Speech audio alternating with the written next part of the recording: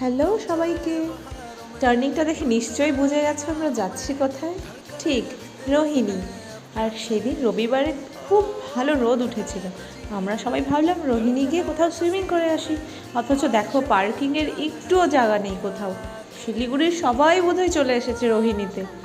তারপর আমরা ওখান থেকে চলে গেলাম আমাদের সব থেকে ফেভারিট ডেস্টিনেশন, সেটা কোটিদারা। দেখো ডিফারেন্ট শেডস অফ গ্রিন মনে হচ্ছে না? কোথাও গোল্ডেন গ্রিন, কোথাও ডার্ক গ্রিন, আর আকাশের মেঘ আর সূর্যের আলোর কি দারুণ দৃশ্য।